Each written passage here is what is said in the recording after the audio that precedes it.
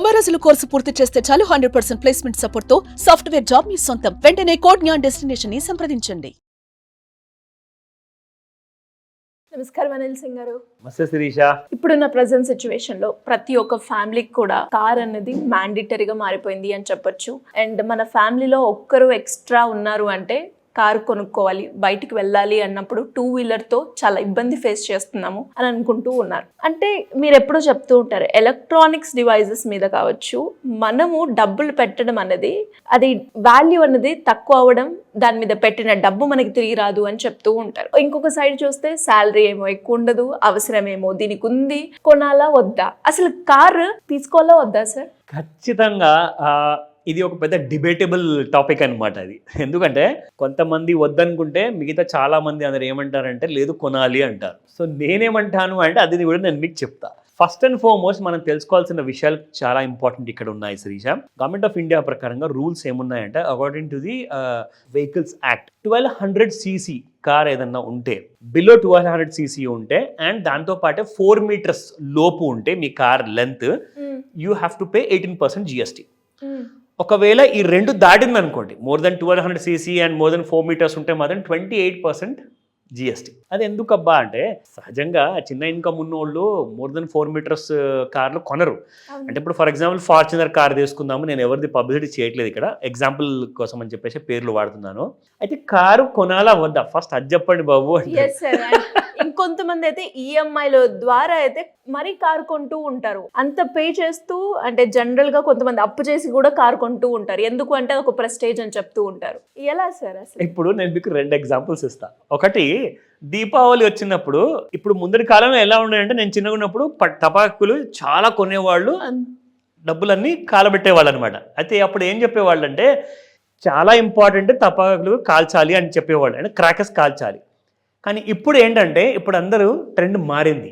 People are most of them are not buying crackers. వాళ్ళు ఏమంటున్నారంటే నీ డబ్బుల్ని నువ్వు మంటల్లో ఎందుకు వేసుకుంటున్నావు, ఎందుకు కాల్చుకుంటున్నావు నీ డబ్బులు అని చెప్పేసి చాలామంది ఇప్పుడు తగ్గించేశారు. ఎగ్జాక్ట్లీ. అలాగే మీరు కార్ కొంటే ఆ కార్ నుంచి వచ్చే పొగలో నుంచి మీ డబ్బుల్ని పొగలో మయమైపోతున్నాయి అనమాట డబ్బులు. సో మరి కార్ ఎందుకు కొట్టున్నారు మీరు అంటే సింపుల్ అండి. ఇప్పుడు ఎవరికైతే అవసరం ఉంటుందో ఎవరికైతే అవసరం ఉండదో ఆ రెండు చూసుకోండి. Necessity is the mother of all inventions basically చెప్పాలి అంటే.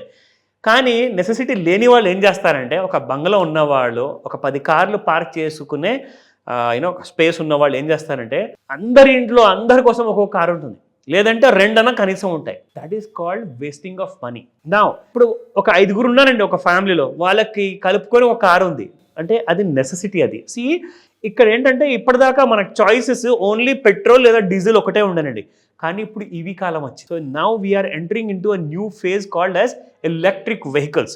నౌ ఎలక్ట్రిక్ వెహికల్స్ వస్తే మరి అవి ఏం చీప్లో లేవు కదా, మరి అది కూడా చూసుకుంటే మీకు 10 లక్షలు 20 లక్షలు 50 లక్షలు కోటి రూపాయల వరకు కూడా మీకు బ్యాటరీ కార్స్ ఉన్నాయి. నేను ఇక్కడ చెప్పబోయేది ఏంటంటే మీరు ఒకవేళ కారు కొంటే మీరు బీదవాళ్ళు అవుతారు, ఇది మాత్రం ఖాయం.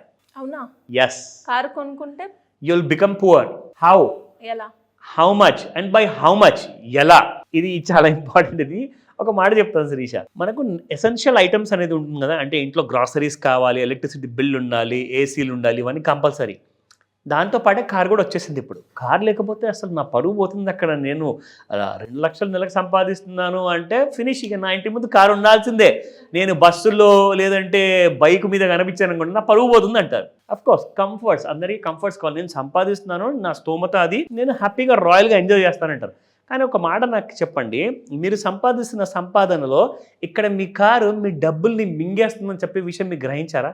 అది ఏంటంటే దాదాపు మీరు కొన్న కారుకి 60% వరకు మీరు ట్యాక్స్ కడుతున్నారు ఫస్ట్ అండ్ ఫార్మోస్ట్. 60%? ఎగ్జాక్ట్లీ. అంటే ఏ పారామీటర్ బేసిస్ లో సార్? కరెక్ట్. అవన్నీ విషయాలు చెప్తాను మీకు 1 by 1. I have the entire notes prepared అనమాట, ఎందుకంటే ఈ విషయంలో చాలా జాగ్రత్తగా ఉండాలి. నా very important. First of all ఒక ఎగ్జాంపుల్ తీసుకుందాం శిరీష. సే ఫార్చునర్. ప్రతి పాలిటీషియన్, ప్రతి పెద్ద బిజినెస్ మ్యాన్, ప్రతి మంచి పెద్ద ఫ్యామిలీ వాళ్ళందరూ కూడా ఖచ్చితంగా ఫార్చునర్ కార్, టొయోటా వాళ్ళది ఫార్చునర్ మోడల్ ఏదైతే కొంటారో, ఈరోజు ఎక్కడ చూసినా కానీ కొత్త ఫార్చునర్లే కనిపిస్తున్నాయి. అఫ్కోర్స్ వేరే కార్లు కూడా కనిపిస్తున్నాయి అనుకోండి, దీనికంటే లోవర్ మోడల్స్, దీనికంటే హైయర్ మోడల్స్ కూడా ఉన్నాయి. కానీ ఫార్చునర్ మాత్రం ఎవరికైనా చెప్తే ఈజీగా గుర్తుపడతారు.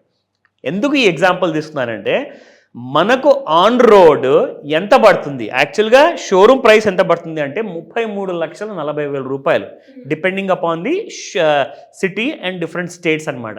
So this is the ex showroom price. దీని మీద మీకు ట్యాక్సెస్ అనేది విధించబడతాయి. సో ట్యాక్సెస్ ఎంత ఉంటాయి, దాదాపు 9.5 లక్షలు మీకు జిఎస్టీ, 33,40,000 రూపాయల మీద మీకు జిఎస్టీ దాదాపు 9.5 lakhs ఓన్లీ జిఎస్టీ. ఇక రెండోది అంటారా సెస్, జిఎస్టీ మీద సెస్ 7.5 లక్షలు. అండ్ దీంతో పాటే road tax, compulsory road tax లేని మీ బండి అసలు షోరూమ్ బయట రాదు. సో దాదాపు అది చూసుకుంటే 6.7 లక్షలు. సరే 7 లక్షలు అనుకోండి. అయితే మీరు కార్ కాస్ట్ 33,40,000 మీరు షోరూమ్ కాస్ట్ చూసుకుంటే మీరు ఎంత కడుతున్నారంటే ఇవన్నీ ట్యాక్స్లు అన్ని కట్టుకుంటే 40 లక్షలు పడుతుంది మీకు ఆన్ రోడ్కి వచ్చాక. 40 లక్షల రూపాయల్లో కార్ యాక్చువల్గా మీరు అందులో నుంచి ట్యాక్సెస్ తీసేస్తే మీరు దాదాపు 60% వరకు మీరు ట్యాక్స్ కడుతున్నారు. అండ్ మీ కార్ యాక్చువల్గా ఎంత పడుతుంది తెలుసా మీకు, ట్యాక్సెస్ తీసేస్తే 16,07,000. సో 16 lakhs రూపీస్ రఫ్లీ అనుకున్నా కానీ మీకు యాక్చువల్గా మీ కారు 16 లక్షలే అంటే మీరు దాదాపు 24 లక్షల రూపాయలు అయితే ఓన్లీ ట్యాక్స్కి కడుతున్నారు మీరు, దానికన్నా ఎక్కువ. అబ్సల్యూట్లీ. సో ఇక్కడ మీరు ఫస్ట్ ఆఫ్ ఆల్ అయితే మీరు ఇక్కడ ఆల్రెడీ మీరు సగం పూర్ అయిపోయారు ఇక్కడ. ఇక రెండవది దీని తర్వాత ఏం జరగబోతుందంటే మీరు ప్రతి నెల కారు నడపాలా. It's like a white elephant. White ఎలిఫెంట్ని కొనడం పెద్ద విషయం కాదంటారు, కానీ వైట్ ఎలిఫెంట్ని ఎలా మేనేజ్ చేస్తారండి? అవును కదా, దాని కడుపు ఇంత పెద్దది, దానికి కావాల్సిన సర్వీస్ ఇష్యూస్ కానివ్వండి, మెయింటెనెన్స్ కానివ్వండి, పెట్రోల్ డీజిల్ కానివ్వండి, ప్రతి నెల కనీసము 10 నుంచి 20,000 రూపాయలు మీకు హ్యాపీగా ఫ్యూయల్కే పోతుంది cost. So this is one thing every month. నా ఇప్పుడు మీరు కొన్ని విషయాలు నేను చెప్తాను, మీరు వినండి. ఇది యాక్చువల్గా మీరు క్యాల్కులేట్ చేసుకుంటే మీకే తెలుస్తుంది ఇంకా 60% కంటే ఎక్కువ కడుతున్నారని చెప్పేసి. ఓకేనా? నా వాళ్ళు టెల్ యూ. యాక్చువల్గా చాలా మందికి ఈ విషయం తెలుసు, బట్ ఏంటంటే చూసి చూడనట్టుగా ఉంటారనమాట చాలా మంది జనం. సో ఇక్కడ మీరు రోడ్ ట్యాక్స్ కట్టాలి, దాంతోపాటే వెహికల్ టైప్ అంటే ఎస్యూవీనా సిడానా, దీనికి వేరియస్ ఆఫ్ డిఫరెంట్ ట్యాక్సెస్ ఉంటాయి శిరీష మరి. అండ్ ఇక్కడ engine capacity, price of the car, state or union టెరిటరీలో ఉంటున్నారా మీరు అంటే యూనియన్ టెరిటరీ అంటే ఢిల్లీ అనుకోండి, పాండిచ్చేరి అనుకోండి, గోవా అనుకోండి, ఇవన్నీ యూనియన్ టెరిటరీస్ యూటీస్. సో ఇక్కడ ఇంకొక విధంగా ట్యాక్సెస్ ఉంటుంది. State governments and union government ఎక్కడైతే ఉంటుందో అక్కడ ఇంకొక విధంగా ట్యాక్సెస్ ఉంటాయి. సో ఇక్కడ మనం చూసుకోవాల్సింది ఏంటంటే లైఫ్ లాంగ్ మీరు కార్ తీసుకున్నప్పుడు జర్నీలో ఉంటారు, డ్రైవ్ చేస్తూ ఉంటారు. చాలామంది ఏంటంటే ఇప్పుడు మన హైదరాబాద్ విషయం తీసుకుందాం. మన ఓఆర్ఆర్ ఉందా, ఓఆర్ఆర్కి అవతలు ఉండే వాళ్ళు ఏంటంటే ఓఆర్ఆర్ లోపల సిటీ లోపలికి రావాలి అంటే they have to pay toll tax, they have to pay entry tax, they have to pay octroi. ఇవన్నీ అంటే ఇవన్నీ కార్ ఉన్నందుకే కదా మీకు ఇవన్నీ ఖర్చులు పెడుతున్నాయి. సో ఆలోచించండి ఇవన్నీ విషయాల గురించి. అంటే సిటీ ఎక్స్పాండ్ అవుతుంది కాబట్టి సిటీలో ఇప్పుడు ఉండలేదు శిరీష, అసలు ఇక్కడ ఊపిరి తీసుకొని కూడా స్పేస్ లేదు, అంత టైట్ అయిపోయింది హైదరాబాద్ ఓల్డ్ సిటీ మొత్తం కలుపుకుంటే. అంటే సికింద్రాబాద్ అండ్ హైదరాబాద్, అందులో మీకు సైబరాబాద్లో కూడా కొన్ని ఏరియాస్ వస్తాయి. ఓఆర్ఆర్ అవతలకి వెళ్తేనే you'll have a kind of a luxury and fresh air అనమాట. ఇంకా రెండో విషయం గ్రీన్ ట్యాక్స్ వచ్చింది. ఇప్పుడు మీకు ఒక విషయం తెలుసా, గ్రీన్ ట్యాక్స్ వచ్చింది అంటే మీ పర్యావరణాన్ని మొత్తం కాపాడడానికి గవర్నమెంట్ ఏం చేస్తుందంటే మీ పాత వెహికల్స్ ఏవైతే ఉంటాయి కదా దానికి మీరు గ్రీన్ ట్యాక్స్ కట్టాలి ఒకవేళ నడపాలి అనుకుంటే.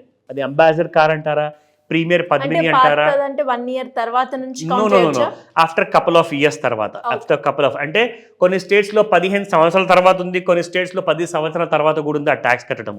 సో ఇవన్నీ కంపల్సరీ కట్టాలి. అయితే ఇప్పుడు మీకు ఫైనల్ గా ఒక సొల్యూషన్ చెప్తా. What is the solution? మనం బీదవాళ్ళు అవ్వకూడదు, I should not become a car కొనుక్కోవాలి, ప్లస్ కారు కూడా ఎంజాయ్ చేయాలి. మీకు కారే కదా కావాల్సింది. Why do you buy a fossil fuel vehicle? Don't buy a fossil fuel vehicle. అంటే ఫాజిల్ ఫ్యూయల్ అంటే మన భూమిలో నుంచి తీసి క్రూడ్ ఆయిల్తో తయారు చేసిన పెట్రోల్ కానివ్వండి, డీజిల్ కానివ్వండి, ఆ వెహికల్స్ కాకుండా EV car is the only solution అని చెప్తా. ఎందుకు? ఇంతకు ముందుకు పెట్రోల్ అండ్ డీజిల్ మా నాన్నగారు కొన్నప్పటి నుంచి కారు కూడా నేను ఇప్పటిదాకా నేను చూసుకుంటే 10-15 వేల రూపాయలు నెలకు బిల్ వచ్చేది. అంటే పెట్రోల్ లేదా డీజిల్ వెహికల్ వాడినా ఏది వాడినా ఇప్పుడు ఆల్మోస్ట్ రెండు కూడా సేమ్ అయిపోయాయి. అంటే మీరు ఈవీ వెహికల్ కూడా అంతే కాస్ట్ ఉంది అని చెప్పారు కదా. చెప్తున్నా ఆగండి.